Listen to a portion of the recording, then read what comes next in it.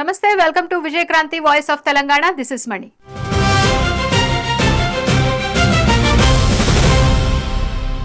తెలంగాణ సర్కారు ఐటీ విషయంలో విప్లవాత్మక చర్యలకు సిద్ధమైంది.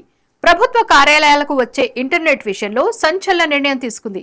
డేటా సెక్యూరిటీతో పాటు నిధుల ఆదాపై దృష్టి పెట్టిన సర్కారు ఇకపై ప్రైవేట్ ఇంటర్నెట్ సేవలను బంద్ చేయాలని డిసైడ్ అయింది. మరి ఇంటర్నెట్ ఎట్లా ఏంటన్న వివరాలను ఓసారి ఈ వార్తలో చూద్దాం. ప్రభుత్వ ఆఫీసులన్నింటికీ టీ ఫైబర్ ద్వారానే నెట్. 1 నుంచి ప్రైవేట్ ఆపరేటర్లకు బిల్లులు చెల్లించొద్దు. ఇంటింటికి ఇంటర్నెట్ వర్తింపజేయాలి. అధికారులను ఆదేశించిన మంత్రి శ్రీధర్ బాబు. రాష్ట్ర వ్యాప్తంగా అన్ని ప్రభుత్వ కార్యాలయాలకు సెప్టెంబర్ 1 నుంచి టీ ఫైబర్ ద్వారానే ఇంటర్నెట్ సేవలు అందించాలని ఐటీ పరిశ్రమల శాఖ మంత్రి దుద్దిళ్ల శ్రీధర్ బాబు ఆదేశించారు. సెప్టెంబర్ 1 తర్వాత ఎట్టి పరిస్థితుల్లోనూ ప్రైవేట్ ఆపరేటర్లకు బిల్లులు చెల్లించొద్దని స్పష్టం చేశారు.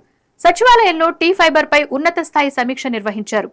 టీ ఫైబర్ నెట్ వినియోగం ద్వారా ఏటా ప్రభుత్వానికి సుమారు 400 కోట్ల రూపాయల వరకు ఆదా అయ్యే అవకాశం ఉందని మంత్రి శ్రీధర్ బాబు అన్నారు. అంతేకాకుండా ఇంట్రానెట్ బేసిస్ లో సెక్యూర్డ్ ఇంటర్నెట్ యాక్సెస్ కల్పించడం ద్వారా రాష్ట్ర డేటా సెంటర్ కు అనుసంధానం ఏర్పడి పూర్తి స్థాయి డేటా సెక్యూరిటీ ఉంటుందని చెప్పారు. గడిచిన 6 నెలల్లోనే రాష్ట్ర వ్యాప్తంగా 4487 ప్రభుత్వ కార్యాలయాలకు టీ ఫైబర్ ద్వారా ఇంటర్నెట్ సేవలు అందించేందుకు ఏర్పాట్లు చేశామన్నారు. ఫలితంగా ప్రభుత్వ ఖజానాకు ఇప్పటికే 13 కోట్ల రూపాయలు ఆదా అయినట్లు చెప్పారు. మరిన్ని ప్రభుత్వ కార్యాలయాలకు ఈ సేవలను విస్తరించేందుకు యుద్ధ ప్రాతిపదికన ఏర్పాట్లు చేస్తున్నామని చెప్పారు.